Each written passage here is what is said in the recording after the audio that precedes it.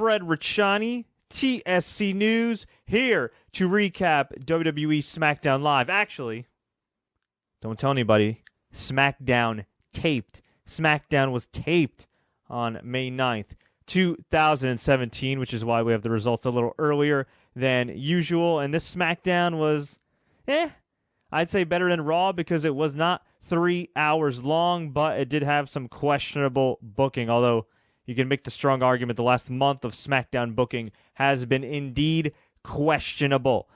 We have Natalya defeating Becky Lynch, which sets up a 6-woman tag team match between Naomi, Charlotte Flair, and Becky Lynch taking on Natalya, Carmella, and Tamina Snuka.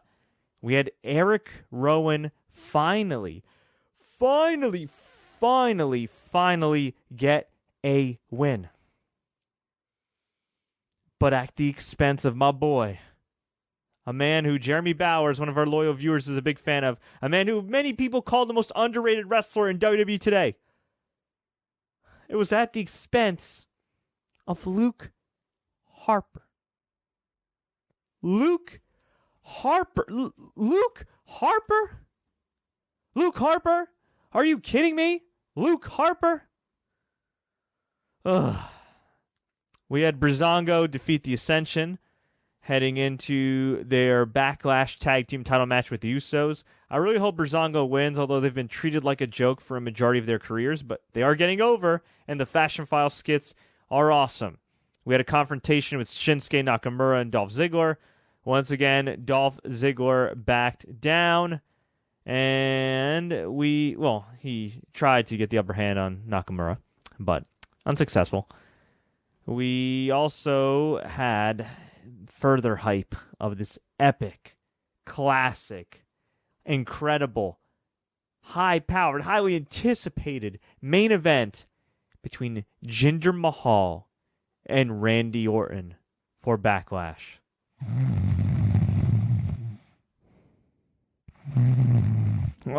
Sorry. Sorry, I forgot I was on camera and on the air. My bad. Nothing against Jinder Mahal. He's got a great physique. You know, I was a little hard on him a few weeks ago when he concussed Finn Balor, but I don't think he's a bad guy or anything. He's, a competent worker, but my God, is he going to have his hands full at Backlash. But WWE's trying. They literally went 0 to 100 real quick with this dude. They went negative 100 to 100 with this dude real quick, as Drake would say. Too quick. Jinder Mahal, Kevin Owens, and Baron Corbin defeated AJ Styles, Randy Orton, and Sami Zayn. Jinder Mahal took out the Viper. Now, Jinder Mahal technically had the title taken away from him from Shane McMahon. Technically, the title's not his. You would think with Jinder Mahal getting the upper hand every single week based on past WWE booking, not so much recent WWE booking, but past WWE booking over the last couple years or so, you would think that means Randy Orton is going to win at Backlash. But you never know. They had Jinder Mahal win the number one contendership. They had Jinder Mahal beat Randy Orton here. And you never know. We could be seeing Jinder Mahal, WWE World Champion. Jinder Mahal, the man who went 5-50 over the last year since coming back to WWE, could be wearing the same championship that dates back to Bruno Sammartino come next couple weeks. Holy doodle squat.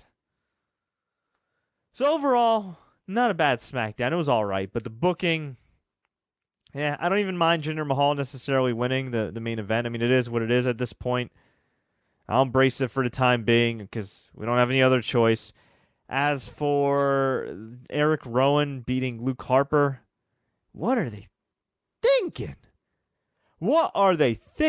Oh, man. Now, just quickly, I want to go over the Raw results. Raw was very boring. It took place in the UK as well. And it sounded like they muffled the cheers or the chants or whatever. It just came off like a dull show. We had Kurt Angle make Dean Ambrose acting GM of Raw. The Miz was made acting GM by Stephanie McMahon, so they were co-general managers. We had Finn Balor beat The Miz. We had Dean Ambrose lose to Bray Wyatt thanks to The Miz, which sets up Ambrose versus Miz next week on Raw for the IC title, which is hilarious because both guys are coming off of losses. Yeah, and that's technically the top title on Raw right now because Brock Lesnar has the Universal title, and he's on vacation until July, where he defends the title at a pay-per-view called Great Balls of Fire. That's not even clever in the Attitude Era. Jeez. Ugh. And also, there's a monkey wrench thrown into those plans because evidently, poor Braun Strowman looks to have hurt his shoulder for real.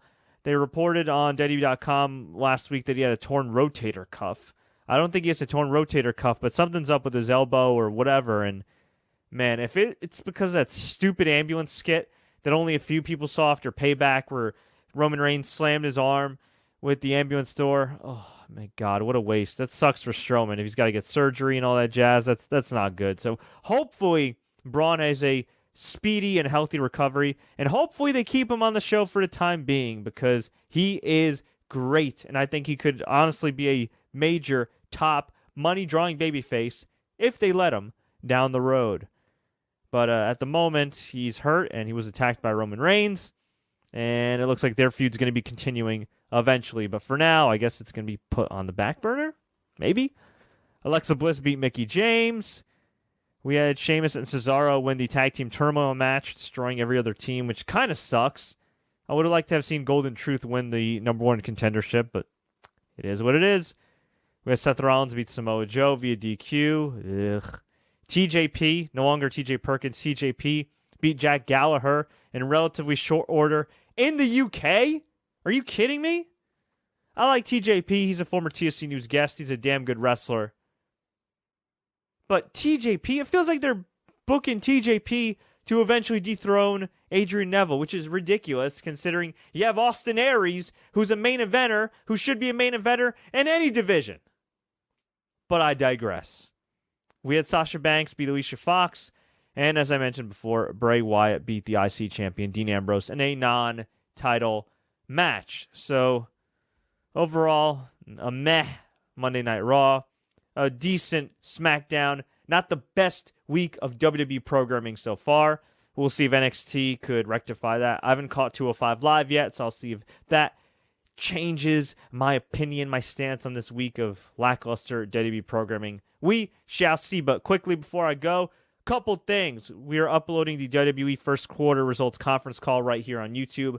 We are also uploading the UFC 211 conference call with Junior Dos Santos and Stipe Miocic. That fight is taking place this Saturday, and my mic just randomly lowered because my cat is walking around and just tripped over my cord, which is weird, but you know what? It's still better than Eric Rowan as a professional wrestler. Also, I just uploaded my NBA Playgrounds review on Xbox One. That is on youtube.com/TSC Gaming if you want to subscribe to our gaming channel. And I recently uploaded the most recent edition of TSC News on MNN2, Boxing Edition, featuring boxing legends Ray Mercer, Jerry Cooney, and Fernando Vargas, talking Conor McGregor versus Floyd Money Mayweather, and much, much more. Get out of here, cat. I fed Chippy earlier, man. These cats are needy. And lastly, on Thursday's edition of TSC News, which you can catch on MNN2 in the New York City area, Thursday, 9:30 a.m. Eastern Time, or on the live stream app and MNN.org. Just search MNN2. Brian Alvarez of the Wrestling Observer will be on the show. That episode will be available for your viewing pleasure on demand the next morning, Friday morning, right here on YouTube. And if you're at ROH's War of the Worlds pay-per-view in Manhattan this Friday night, I will be there covering the show on behalf of TSC, so please give me a holla. Until then, until next time, everybody, tweet us, Facebook us, do what you got to do, feed your cat enough snacks so they don't knock over your mic, and until next time, as always, enjoy the matches, and don't forget to subscribe. I gotta find that catnip.